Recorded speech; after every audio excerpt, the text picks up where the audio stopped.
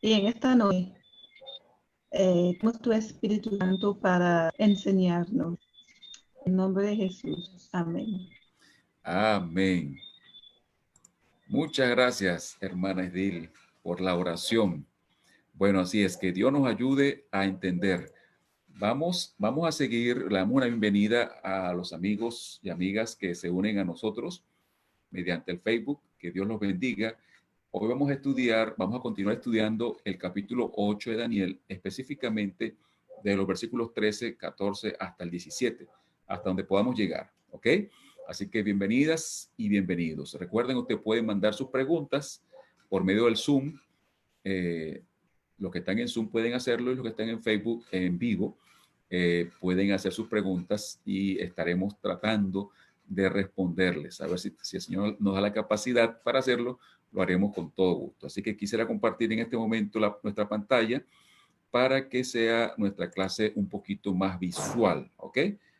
Para que podamos, para que podamos entender un poquito mejor, o sea, más fácil para este servidor explicarles. All right. Muy bien. La semana pasada que terminamos acá, ¿ok? El dominio del cristianismo falso. Daniel capítulo 8 nos presenta a nosotros la preocupación que Dios tiene de que nosotros podamos entender por qué razón hoy en día tenemos tantos problemas de creencias. ¿Por qué hay tantas iglesias? ¿Por qué hay tantos errores? ¿Por qué se le llama a este mundo, desde el punto de vista profético en Apocalipsis, por qué se le llama Babilonia? Porque hay una gran confusión. ¿Y dónde surgió esa confusión? Surgió en lo que la historia nos llama o llama la Edad Media, la Edad Oscura o el oscurantismo. Allí fue cuando surgieron todos esos errores, o no surgieron, realmente no fue que surgieron allí, porque muchos de los errores vienen desde el principio, pues, desde la Torre de Babel y todo el sistema pagano y todo el sistema establecido por Satanás en esta tierra, bueno, se introdujo en la iglesia del Señor. Por eso Dios quiere que nosotros estemos bien claros con respecto a ese tiempo, a las cosas que pasaron, a las creencias falsas que se introdujeron dentro del cristianismo, porque el cristianismo abandonó la palabra de Dios y entonces el cristianismo se convirtió en un instrumento del mal, o en un instrumento de Satanás, hasta nuestros días y hasta el tiempo del fin. ¿Ok? Así que Dios levantó a la iglesia adventista para ayudar al mundo a reparar los errores que se introdujeron en el cristianismo. Recordemos que Dios levantó la reforma y la reforma levantó algunos aspectos del sistema de salvación. Pero Dios permite que la verdad entre gradualmente en la mente de las personas y lo mismo hizo Dios con el cristianismo. Paulatinamente comenzó a enseñar verdades y la gente comenzó a levantarse. Pero tristemente la iglesia reformada no siguió y se enquistó. Así que eran reformados de nombres, pero no avanzaron de acuerdo a la luz. Y Dios tuvo que avivar a su iglesia a través de el primer avivamiento espiritual ocurrido en Inglaterra, con la iglesia metodista, con los hermanos Juan y Carlos Wesley y otros más. Se levantó un movimiento para reavivar el cristianismo e hizo cosas importantes, pero no suficientes. Y entonces vino después otro avivamiento espiritual que dio origen a la iglesia adventista para comenzar a predicar un mensaje de acuerdo a lo que dice la palabra de Dios.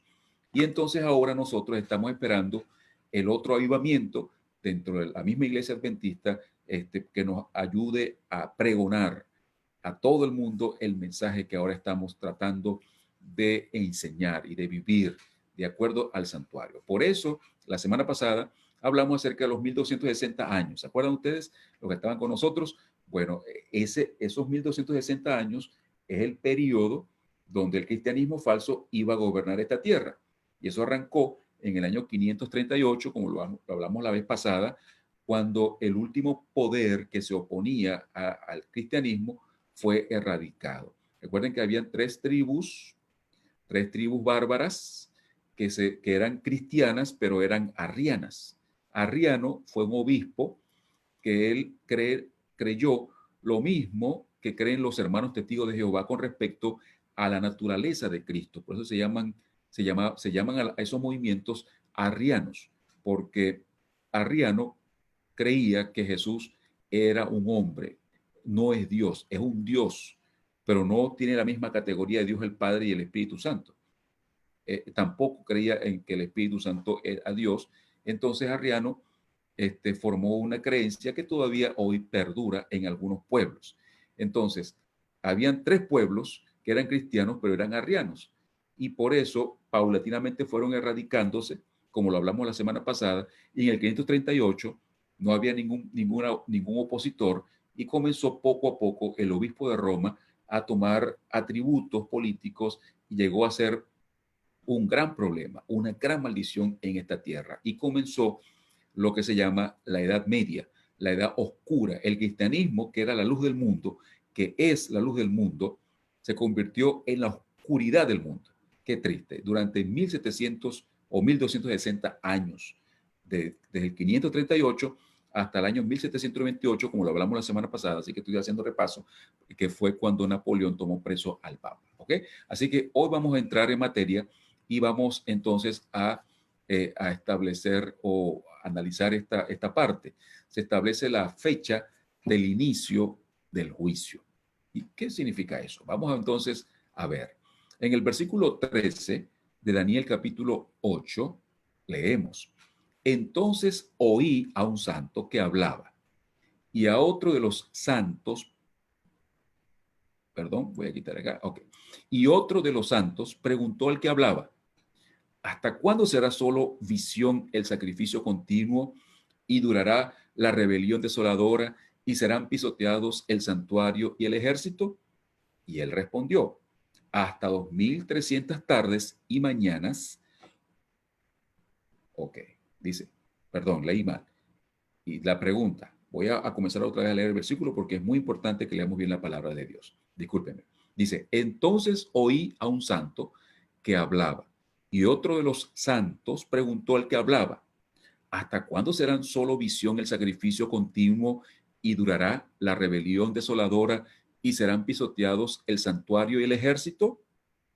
Y él respondió: hasta 2300 tardes y mañanas.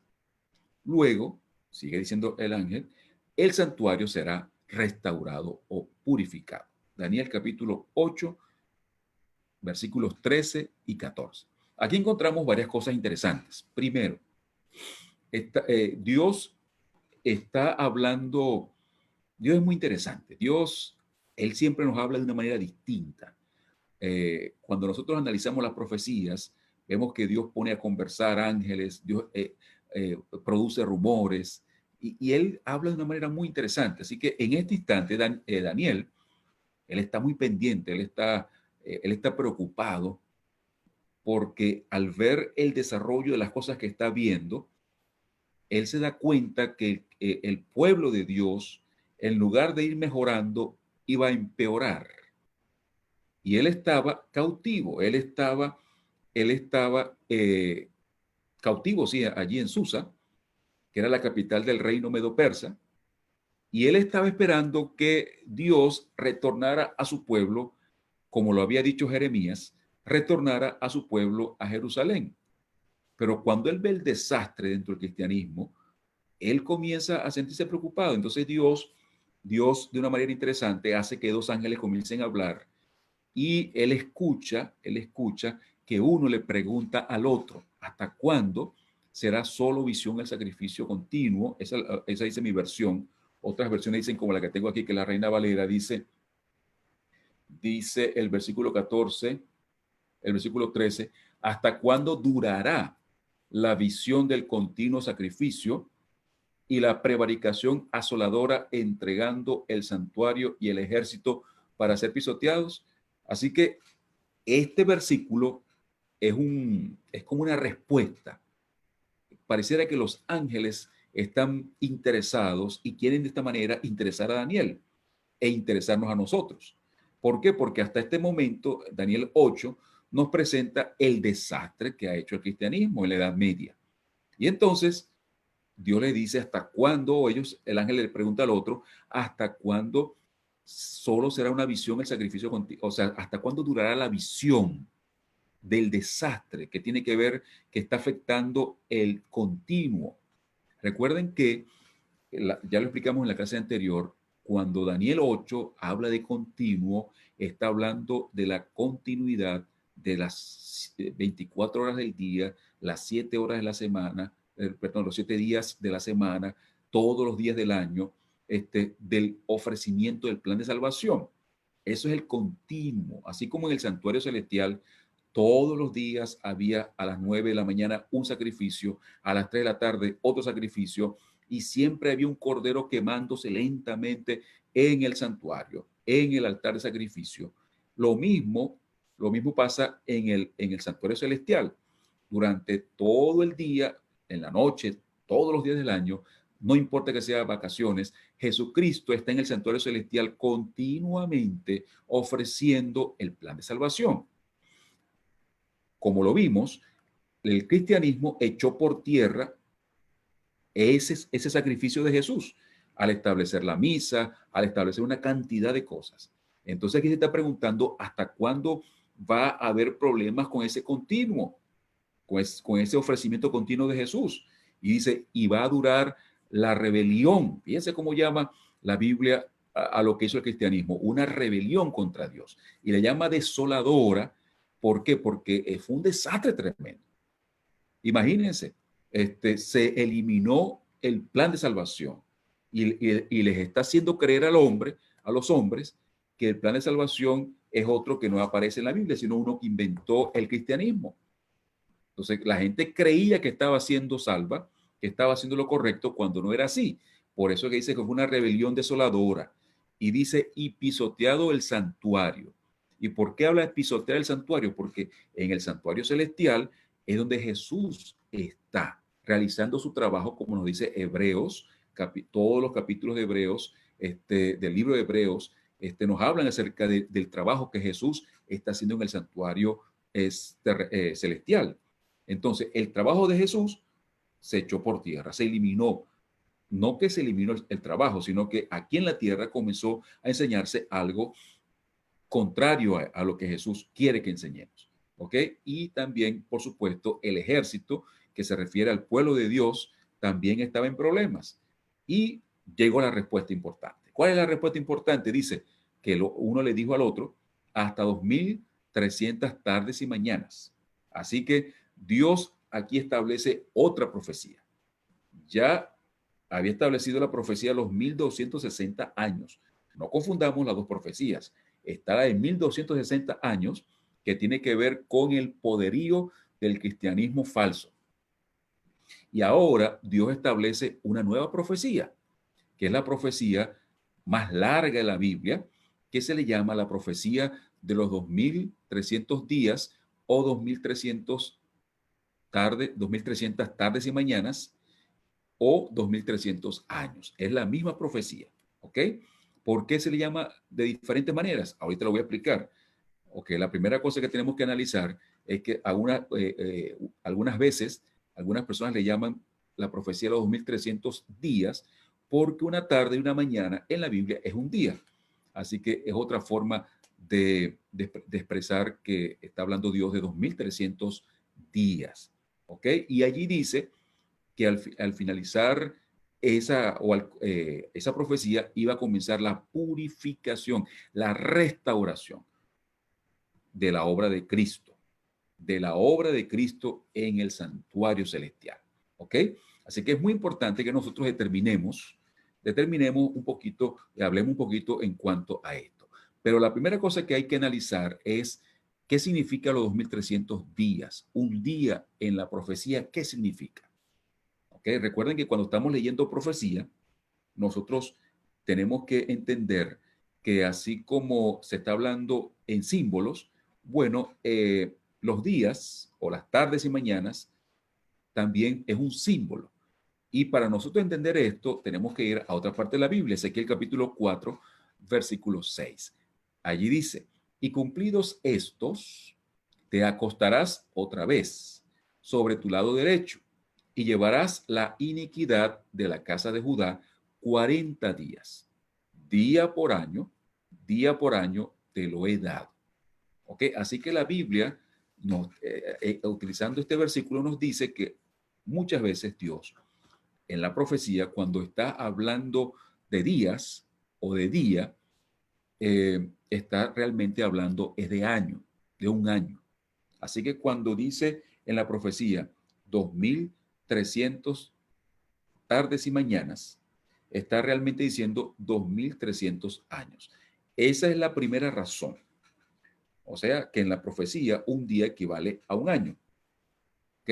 Por eso es que la profecía de los 1260 días realmente son 1260 años. Y en esa misma profecía, tanto en Daniel como en Apocalipsis, especialmente en Apocalipsis, también esa profecía, los 1260 años, se le llama la profecía de tiempo, tiempos y medio tiempo, hablando de 3 días y medio. Y cuando nosotros sacamos la cuenta, 3 días y medio son 3 años y medio, que cuando sacamos la cuenta bien, nos da 1260 días o 1260 años. Yo sé que es un poquito complicado para los que no tienen no están muy acostumbrados a estos términos, pero lo que quiero que quede clarito es que cuando Dios habla allí en Daniel capítulo 8, aquí en la Biblia, Daniel capítulo 8, 14, de 2300 tardes y mañanas, está realmente hablando de 2300 años. ¿Ok? Esa es la primera razón, que la Biblia lo dice. La Biblia nos da la oportunidad de aplicar días por años. ¿Ok? La segunda razón por la cual nosotros creemos que allí está hablando de 2300 años es por lo que vamos a hablar a partir de este momento. ¿Ok? Daniel, capítulo 8, versículo 17, nos habla y nos dice algo muy interesante. Luego vino cerca de mí.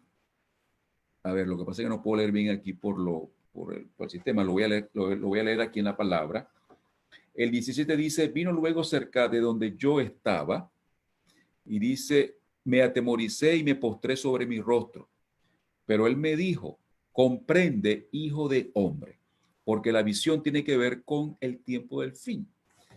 Así que la Biblia nos dice que cuando Daniel escuchó 2300 días, tardes y mañanas, como él sabía que Dios estaba hablando de años, él pensó que Dios había cambiado su postura con respecto al tiempo en que Israel iba a estar en cautiverio. Dios había dicho 70 años, pero cuando Daniel escucha 2300 días para que el santuario sea purificado, él está pensando en el santuario de Jerusalén, el templo de Jerusalén.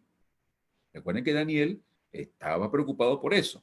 Y cuando él escucha 2300 tardes y mañanas, él reconoce que son 2300 años.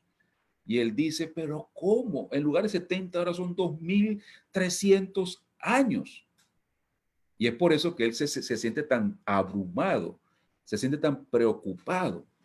Y dice que él se postró en el rostro y entonces Dios manda al ángel para que lo tranquilice. Dice, y comprende, hijo de hombre, porque la visión tiene que ver con el tiempo del fin.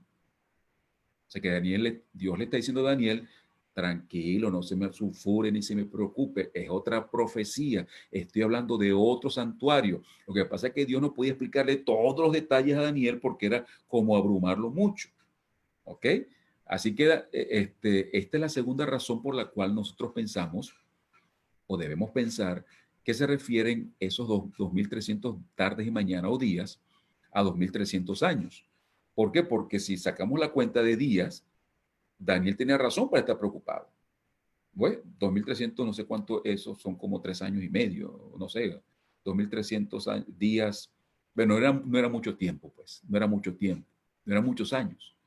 Pero cuando Daniel interpretó bien la profecía, porque él sabía que días en la Biblia, en la profecía son años, él se preocupó, pero Dios le dice, no, eso va a aplicarse para el tiempo del fin.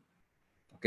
Así que algunas personas creen que esta profecía se aplicó en el tiempo de Daniel, en el tiempo de Antíoco IV, un rey que le agarró un cochino, un cerdo o un marrano, como querramos llamarlo, y lo puso en el templo y lo mató. No, porque las personas creen que se refiere a 2300 días, pero eso no fue en el tiempo del fin, eso fue en el tiempo de los griegos, de los macabeos por allá, y eso pasó más o menos como 200 años antes de Jesucristo. Ese no es el tiempo del fin, eso está todavía por allá, ni siquiera Jesucristo había llegado a esta tierra. Así que es imposible que esta profecía se aplique al tiempo de Daniel o al tiempo u otro tiempo que no sea el tiempo del fin, porque la Biblia claramente nos dice que se aplica, es para el tiempo del fin. ¿Ok? Si hay alguna pregunta, mientras yo estoy hablando, usted puede escribirnos en Facebook, nos puede escribir también en Zoom, y mi esposa está lista allí para hacerme saber cuáles son las preguntas. ¿Ok? Muy bien, así que vamos a seguir un poquito hurgando en esto. Ahora nos debe preocupar un poco, o vamos a enfocarnos en el tiempo del fin. Vamos a entender, para entender los 2300 años, su inicio y su fin, necesitamos determinar en cuándo comenzó el tiempo del fin, porque si la profecía debe explicarse o debe entenderse en el tiempo del fin, hay que determinar cuándo comenzó el tiempo del fin, ¿ok? Y Daniel capítulo 12, versículo 4, nos ayuda un poco a entender este término, tiempo del fin. Dice, pero tú, oh Daniel, cierra las palabras y sella el libro hasta el tiempo del fin. Muchos correrán de un lado para otro y se incrementará el conocimiento. Mi Biblia, he utilizado esta versión un poquito más clara, pero mi Biblia dice lo que dice la mayoría de las Biblias que utilizamos nosotros. El versículo 4 dice, pero tú, Daniel, cierra las palabras y sella el libro hasta el tiempo del fin. Muchos correrán de aquí para allá y la ciencia se aumentará. Y algunos aplican este versículo al aumento de la tecnología. Y en cierto modo tienen razón, pero aquí realmente no está hablando acerca del aumento de la tecnología. Está hablando acerca del conocimiento de las profecías. Y cuando dice que correrán de aquí para allá, no es que la gente va a estar como loca corriendo en un helicóptero o un avión y van a la velocidad, no, no, no. Sino que en el tiempo del fin, las cosas se van a entender mejor. Entonces, cuando dice que correrán de aquí para allá, es que la gente va a poder leer en la Biblia, va a poder entender de aquí para allá, de aquí para allá, y van a entender lo que hasta ahora no se podía entender. Porque en la primera parte del versículo dice que Daniel debía cerrar la palabra, sellar la palabra, sellar la palabra. ¿Qué significa eso? ¿Por qué razón Dios, si quiere darnos un mensaje, por qué manda a Daniel que se cierre las palabras y se selle el libro hasta el tiempo del fin? Bueno, porque Dios sabía, y esto es muy interesante que nosotros lo entendamos, cuando las profecías comienzan a ocurrir, es cuando realmente el pueblo de Dios que ha estudiado las profecías entiende mejor las profecías. Así que en el tiempo de Pablo, en el tiempo de Daniel, en el tiempo de Martín Lutero, ellos estudiaban las profecías, pero tenían muchas dificultades para entender todo el libro de Daniel.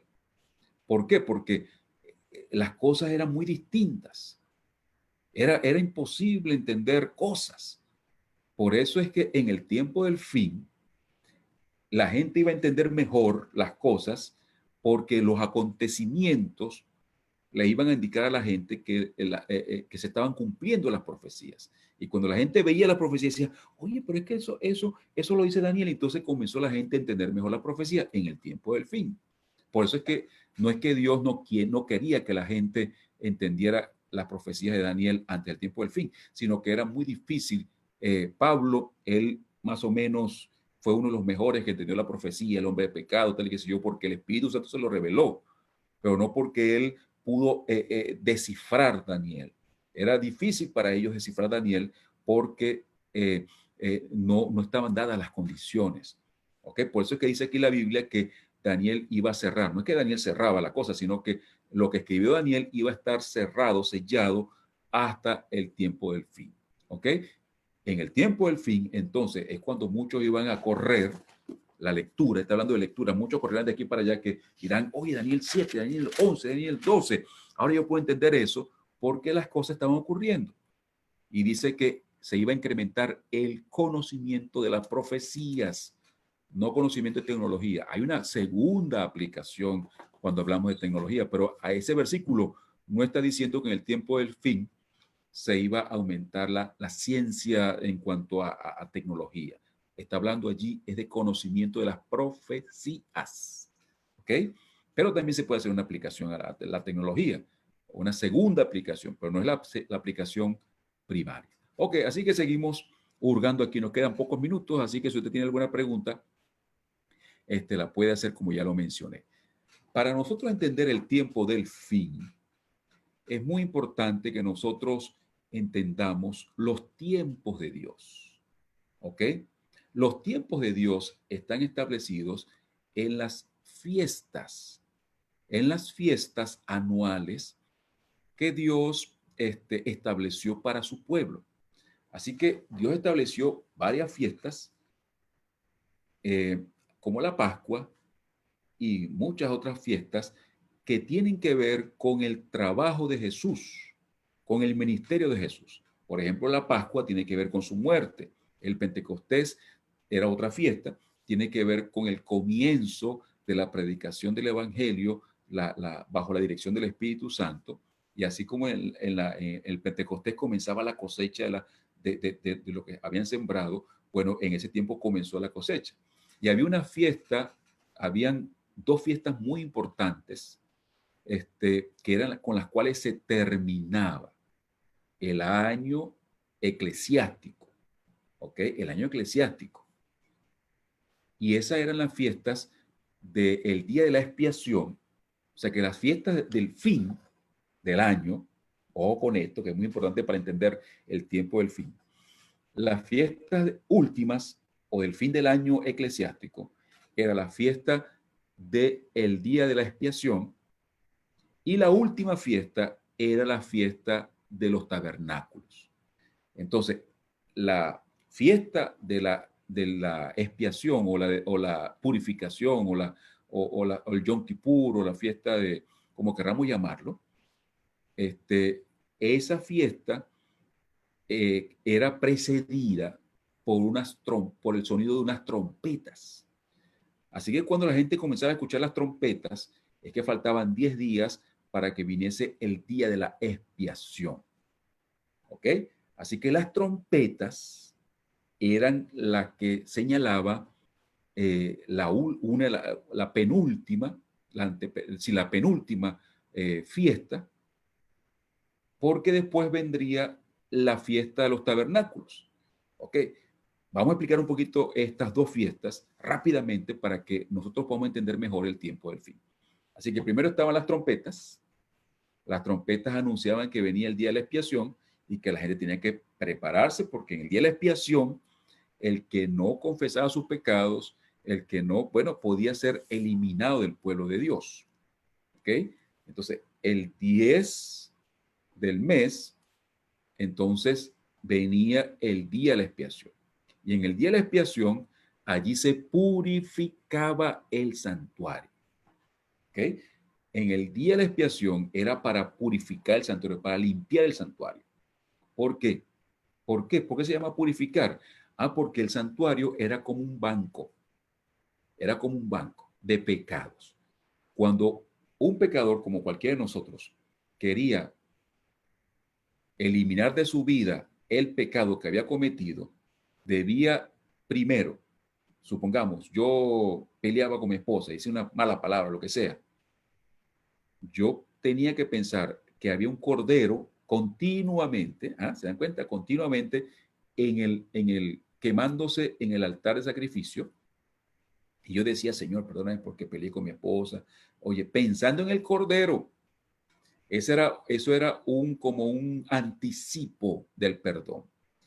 Pero para yo arreglar mi problema con Dios definitivamente, debía llevar un cordero o un animalito al santuario, poner mi mano sobre la cabeza o mis manos sobre la cabeza del animalito, confesar los pecados. Así que simbólicamente el pecado pasaba del pecador al animalito. Y ese animalito era muerto. ¿Ok? Ese animalito, su sangre era derramada allí, los sacerdotes se comían ese animalito y simbólicamente, el pecado quedaba, mi pecado que había pasado al animalito, por la sangre del animalito quedaba en el santuario. El santuario quedaba inmundo, el santuario quedaba contaminado, el santuario quedaba contaminado. Así que todos los del pueblo tenían que hacer eso. Una vez al año, entonces Dios venía a purificar el santuario. Y había un sistema que ahorita no es el tiempo para explicarles. Había un sistema en ese día donde Dios agarraba, el sumo sacerdote agarraba todos los pecados que estaban en el santuario y entonces eran puestos sobre la cabeza o sobre un animalito que era escogido, un macho cabrío, por eso es que habla acerca del macho cabrío en la profecía de Daniel capítulo 8. Los pecados eran puestos sobre un macho cabrío y ese macho cabrío era expulsado del pueblo y así los pecados pasaban del santuario al macho cabrío y el pueblo quedaba limpio, el santuario quedaba purificado de esta manera. Entonces, en la realidad, es el símbolo, en la realidad, cuando nosotros aceptamos a Jesucristo como nuestro Salvador y nos bautizamos, muy importante eso, nuestro nombre es inscrito en el libro de la vida, como dice la palabra. Y todos nuestros pecados pasados, pensamientos, todo lo que hemos hecho queda borrado. Gracias a Jesucristo, todo queda eliminado. Y el Espíritu Santo toma posesión de nuestra vida y nosotros entramos al reino. Cuando nosotros nos bautizamos, ¿ok? Por eso es tan importante el bautismo, por eso es tan importante creer en Jesucristo y ser bautizados, porque ahí es cuando entramos a la familia de Dios. Entonces, nosotros comenzamos un camino con Jesús. Y cuando yo cometo un pecado, la Biblia nos dice que yo tengo que ir a Jesús, confesar mis pecados a Jesús. Ahí estuvo el problema del cristianismo, que en lugar de confesárselo a Jesús, se lo confesamos al sacerdote. Por eso que dice que echó por tierra la verdad. Entonces, la verdad es que yo debo confesar mis pecados a Jesús. Y Él es quien me perdona. Pero Jesús me perdona los pecados en forma individual, porque los pecados están inscritos en forma individual en el cielo. Si yo robo, si yo mato, si yo adultero, todos los pecados están allí registrados. Por eso es que nosotros tenemos que confesar nuestros pecados a Jesús y estar dispuestos a que Jesús nos muestre los pecados que hemos cometido, a pedirle perdón a Jesús, a pedirle perdón a las personas que hemos ofendido también, como dice también la palabra, para que nuestra vida esté siendo limpia constantemente. Pero va a llegar el día, de acuerdo a la profecía de los 2300 años, que el santuario tiene que ser purificado. ¿Y cómo el santuario es purificado? Se lo voy a adelantar ahorita, pero después lo vamos a explicar un poquito mejor, porque ya es hora de terminar.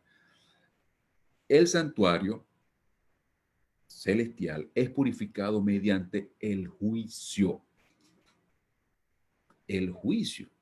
Antes que Jesús venga por segunda vez, dice la Escritura que Él va a tomar el libro de la vida, donde están los nombres de las personas que ya se bautizaron. ¿Ok? Las personas que están bautizadas, no importa la iglesia adventista, evangélica, no importa la iglesia que aceptaron a Jesús como Salvador, se bautizaron. Su nombre está inscrito en el libro de la vida. Recuerden esto, cuando nosotros nos bautizamos, tenemos que seguir conectados a la Biblia. Y la Biblia, ojo con esto, aunque yo me bautice en una iglesia que no tenga toda la verdad, si yo sigo estudiando la palabra de Dios, Jesús me va a llevar, la Biblia trae la Biblia, Jesús me va a llevar a la iglesia verdadera. Por eso no nos confiemos y digamos, ya yo soy en la iglesia adventista, ya yo soy en la iglesia pentecostal, ya yo estoy en la iglesia tal, yo estoy tranquilo. No, porque la iglesia no nos salva. Y nos dice Apocalipsis capítulo 7 y 14 también, que los que estamos en el tiempo del fin, en medio de esta gran confusión, los hijos de Dios en el tiempo del fin, en esta gran confusión, tenemos que seguir al Cordero por donde el Cordero va. Así que si el Cordero me dice a mí, no puede estar en esta iglesia, ¿qué debo hacer yo? Decir, no, pero es que me gusta aquí, yo estoy tranquilo. No, porque a mí no me salva la iglesia, y me salva el Cordero. Pues yo tengo que seguir al Cordero por donde quiera que va, ¿ve? Y entonces, muchos de nosotros tenemos que cambiar de iglesia, porque si yo tengo una iglesia que no enseña esto, si yo pertenezco a una iglesia que no enseña esto, yo estoy en una iglesia que aunque hable de Jesús, que aunque cante de Jesús, aunque se ore a Jesús, aunque se lea la Biblia, no es la iglesia del tiempo del fin. Por eso es tan importante esto. Por eso cuando alguien se bautiza, no importa la iglesia, y es sincero, y allí se bautiza y conoce, pero después Jesús le muestra otra verdad más grande. La persona tiene que abandonar esa iglesia e ir al pueblo de Dios, a formar parte del pueblo de Dios. Si la persona dice, no, pero yo me quedo aquí, yo sé que la verdad del sábado, cualquier otra cosa que Dios nos muestra, aparece en la Biblia, pero es que no puedo porque yo tengo que trabajar en sábado, y comienza la persona, eso es pecado, eso nos separa de Dios. Porque la Biblia dice que pecado no solamente es hacer lo malo, sino pecado también es saber hacer lo bueno y no hacerlo. También es pecado. Así que, ¿cómo se purifica el santuario? Y terminamos ahora sí. A través del juicio. Y Jesús agarra el libro de la vida y comienza a ver quiénes tienen sus nombres, o tenemos, yo también lo tengo, gracias a Dios, nuestros nombres inscritos en el libro de la vida, y Él comienza a revisar nuestros nombres. Cuando Jesús revisa nuestro nombre y ve que nuestros pecados están siendo confesados y que nosotros hemos seguido sus indicaciones de la palabra, y si Él nos mandó a cambiar de iglesia, nos cambiamos de iglesia porque nosotros queremos seguir la verdad. Entonces Jesús, cuando termine de revisar nuestra vida, dice, bueno, esta persona debe permanecer con su nombre escrito en el libro de la vida. Si no es así, si una persona se negó a seguir al Cordero, una persona abandonó al Cordero, entonces su nombre es inscrito, es borrado del libro de la vida, y la persona se va a perder. ¿Por qué? Porque el juicio determina dónde va a recaer el pecado. Porque si yo cometo un pecado, por ejemplo, si yo digo una mentira blanca, o digo cualquier cosa, o hago cualquier cosa, o pienso cualquier cosa, ese pecado alguien tiene que pagarlo. O lo pago yo cuando sea destruido, que Jesús venga a destruir el pecado. Si yo si yo me mantengo alejado de Jesús y no acepto el plan de salvación, pues yo voy a sufrir las consecuencias de mis pecados. ¿Ok? Si yo no quiero sufrir las consecuencias de mis pecados, entonces yo tengo que aprovechar lo que Jesús hizo por mí, para que la muerte de Jesucristo pague la culpa de mis pecados. ¿Ok? Por eso yo tengo que estar confesando los pecados. Cuando yo confieso un pecado, así como el pecado pasaba al animalito, Jesús es el Cordero. ¿Ve? Entonces, cuando yo confieso mi pecado, que yo peleé con mi esposa, yo le digo, Señor, perdóname por eso. Jesús me perdona porque Él asume con su muerte mi pecado. Él paga mi pecado. Ojo, pero pecado que yo no confieso, yo soy responsable de ese pecado. Por eso Jesús estableció la Santa Cena, para que cada tiempo nos podamos poner a cuenta con Él, y estableció una cantidad de cosas, y el Espíritu Santo para recordarnos los pecados que tenemos que confesar, y las cosas que tenemos que abandonar. Ahí está el Espíritu Santo, porque nosotros tenemos que todos los días estar limpios, todos los días pedirle perdón a Jesús por nuestros pecados para estar limpios. Entonces, cuando Jesús termine de estudiar el libro de la vida, Jesús va a cargar sobre él definitivamente los pecados y nosotros quedamos limpios. Pero cuando Jesús venga por segunda vez, y exactamente cuando Jesús venga por tercera vez, después hablamos de eso, dice la Escritura que Él va a depositar Así como en el día de Yom Kippur o en el día de la expiación se ponían los pecados en el macho cabrío vivo, todos los pecados que Jesús ha estado cargando y por lo cual pagó, al final van a reposar sobre Satanás. Por eso es que ese macho cabrío recibía todos los pecados del pueblo. Así que Jesucristo no va a estar cargando los pecados nuestros o nuestra responsabilidad por la eternidad, sino que Satanás, que es el creador de todo este bochinche, y nosotros nos metimos en ese bochinche, bueno, él va a ser el responsable. Por eso que Satanás dice, yo tengo que hacer que Marcos se pierda para que Marcos sea responsable de sus pecados. ¿Ah? Porque si no, le toca a él cargar por mis pecados. Pero como nosotros somos inteligentes, deseamos que el diablito cargue nuestros pecados. Porque si él es el fastidioso que nos metió en este problema, bueno, que se haga responsable.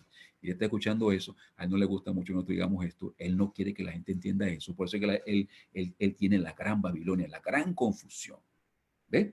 Que la gente tiene tantas cosas raras en la cabeza que no están en la Biblia. ¿Por qué? Porque el diablo quiere que todo el mundo crea en las mentiras y cuando Cristo venga y diga, ay, Señor, me voy a perder. Sí, pero ¿cómo si yo creía esto y lo otro? Y Jesús nos va a preguntar, ¿y eso está en la Biblia? ¿Tú estás seguro que eso está en la Biblia? Ay, Señor, pero es que mi pastor, el sacerdote, mi papá, mi abuela, la mayoría creía eso. Y Jesucristo va a decir, mire, compadre, aquí está la verdad. Por eso nosotros tenemos que estudiar la verdad. Bueno, mis amigos, el tiempo se nos fue. Muchas gracias por su atención. Esperamos que Dios nos bendiga a todos. Y no creo que haya preguntas, ¿verdad, hermana Franci? Muy bien. Así que si no hay preguntas, el alumno o entendió todo o no entendió nada.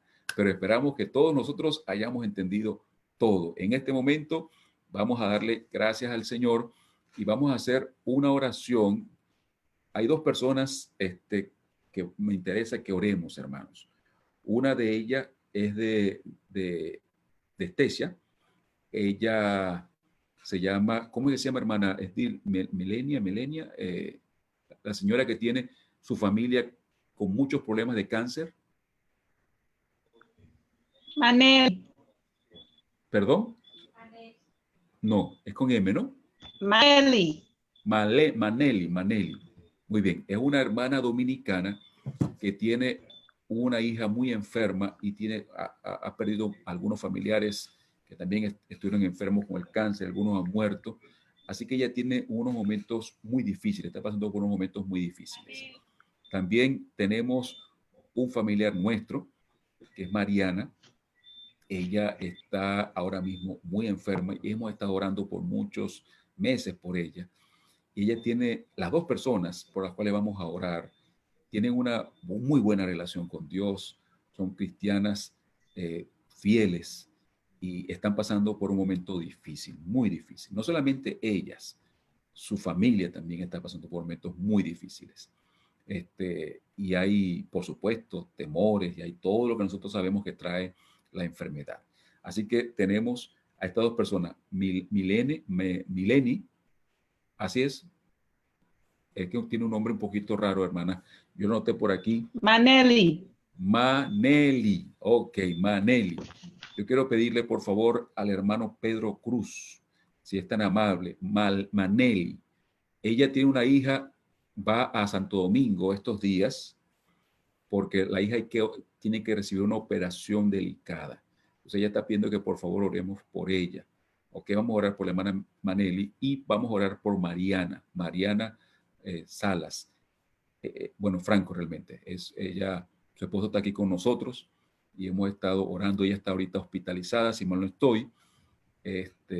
Y su bebé está muy chiquito y bueno, hay preocupaciones en la familia, pues. Entonces vamos a pedirle al hermano Pedro Cruz que ore por ellas, por ellos, porque la familia también. Y también oremos, hermanos, por las personas que en este momento, hermanos, por el coronavirus o por cualquier desastre de salud que hay en esta tierra, están sufriendo en los hospitales. Ok, vamos a orar por esas personas para que Dios nos ayude. Pastor, ¿me escucha?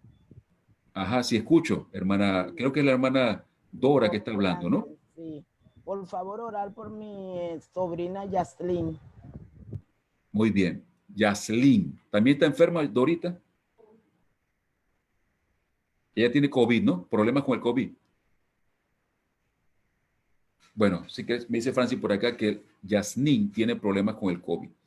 Así que vamos a pedirle, hermano Pedro, ¿será que nos puede hacer el favor de orar por estas 3 personas?